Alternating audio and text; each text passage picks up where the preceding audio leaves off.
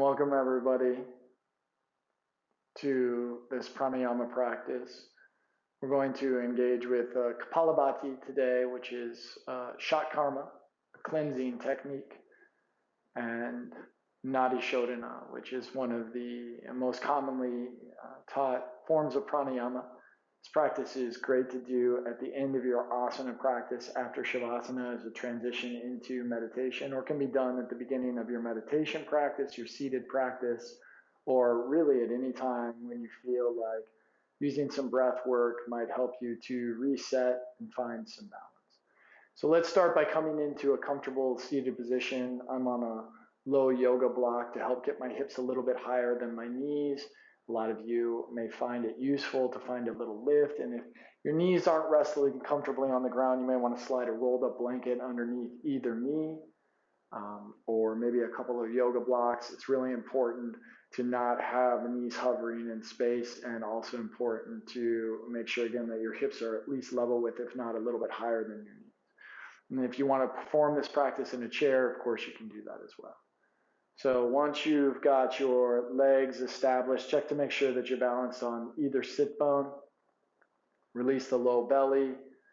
Maybe draw your torso back in space just slightly so that your shoulders are balanced over your hips. Your hands can be resting comfortably anywhere you like on your lap. Close your eyes and lift up through the crown of your head. And then once you've found that feeling of being balanced and supported in your seat, that sukham stiram position, I want it to be both easy and steady. Close your eyes and let your tongue come down from the roof of your mouth. You can bring the tip of your tongue against the gum line, right where the back of your top teeth meet the roof of your mouth, lightly pressing the tip of your tongue there. We call it Jiva Mudra. Just take a few rounds of breathing, feeling your belly move. For Kapalabhati, we're going to focus on a short, sharp exhalation through the nose and a passive inhalation also through the nose. And each time you exhale, you're going to draw the low belly in toward the spine, engaging the pelvic floor just slightly, and then on your inhalation, everything releases. So word of caution, if you're pregnant or think you might be pregnant, or you've recently had abdominal surgery, or you have glaucoma or uncontrolled high blood pressure, you should probably skip this practice. Otherwise, go slow and make sure everything feels okay in your body as you proceed with the practice. All right, we'll start with an inhalation. And then on your exhalation, engage the low belly in toward your spine and engage the pelvic floor. And then release the low belly, release the pelvic floor as you inhale. And then repeat. I'm going to start to pick up the pace.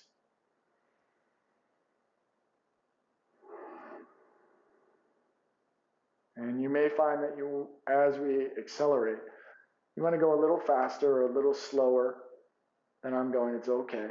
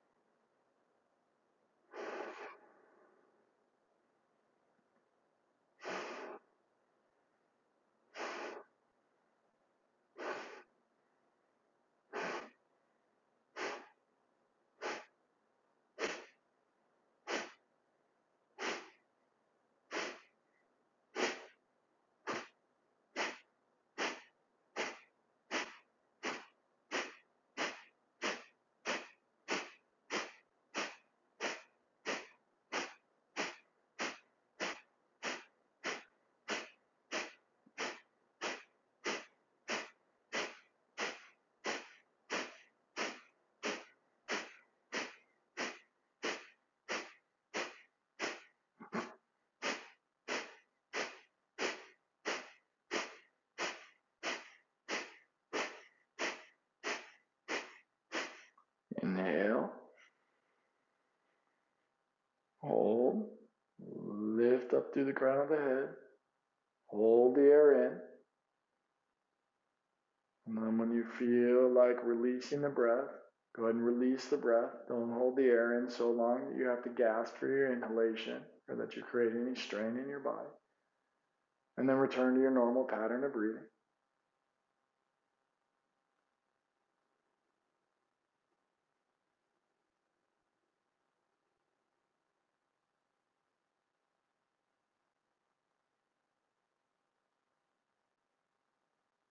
We'll do one more round.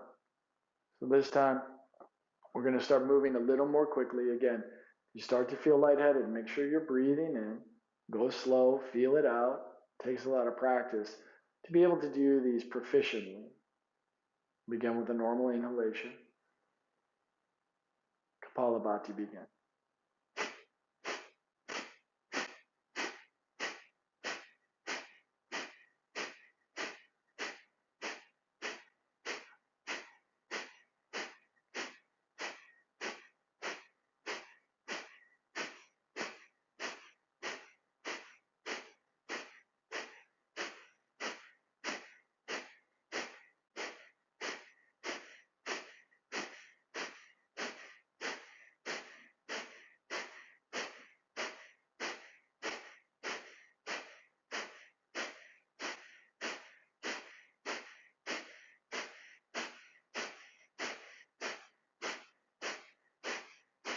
Inhale.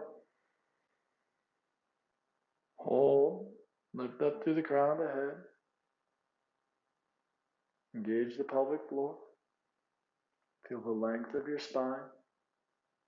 And then when you feel like releasing the breath, release the breath and return to your normal pattern of breathing.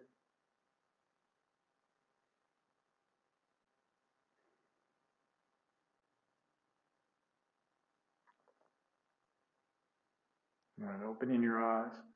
We're going to practice Nadi Shodana next. So many of you have done this practice before. You're going to bring your index finger and your middle finger on your right hand down to touch the base of your thumb. So we're going to use the thumb on our right hand and the ring finger and the pinky finger alternately to block off either side of our nostrils as we breathe. So we'll turn your palm in towards your face and bring your face up, hands up close to your face, and still sitting up nice and tall. Just use your thumb to gently press against the right side of your nostril and take an inhalation in through your left nostril. Now block off your left nostril with your ring finger and your pinky finger and exhale through your right nostril.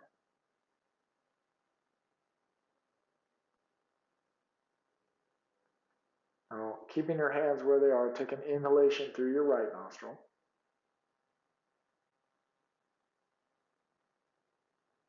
Block out the right with your thumb. Release the left and exhale through the left.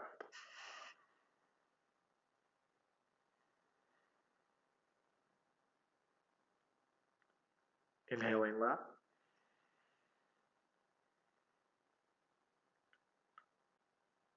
Closing off left. Exhaling right.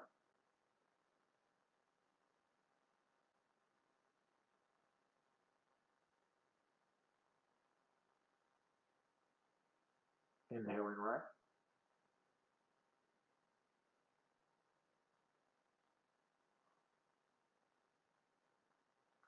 Exhaling left.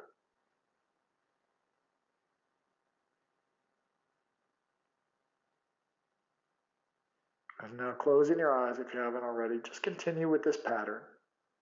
Inhaling left. Exhaling right. Inhaling right. Exhaling left. And if you're having a little trouble keeping it straight, just remember that you switch which nostril is closed after each inhalation. Try to keep the breathing smooth and even. Nothing fancy with the breathing.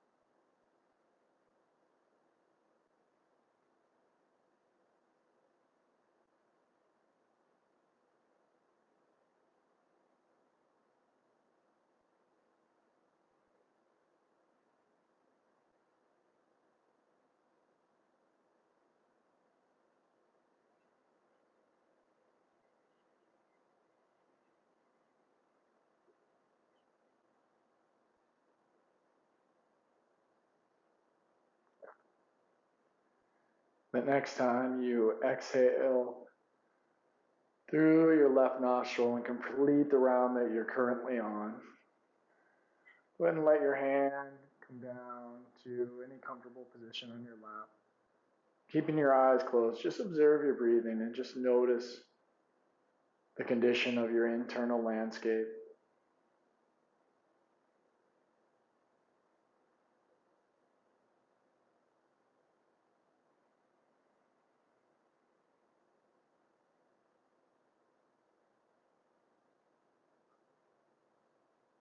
And then bringing your palms together, let's take a moment for the practice of gratitude.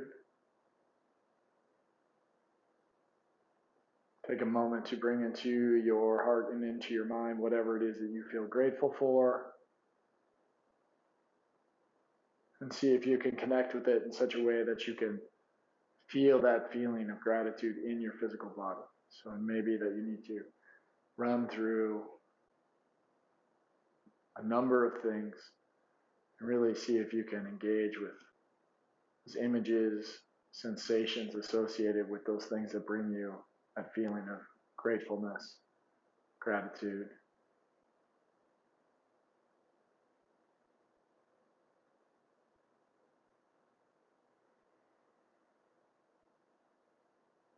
Om Shanti, Shanti, Shanti. Peace for ourselves, peace for our communities, peace for all beings everywhere. Namaste.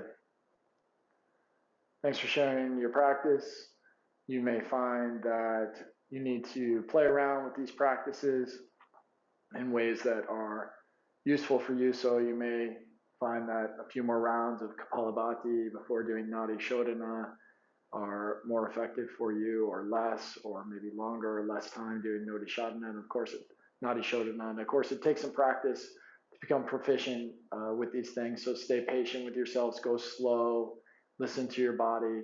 And if you have any questions or comments, feel free to reach out through the comments field or contact me through the page, and I'll do my best to answer any questions you may have. Thanks for stopping by.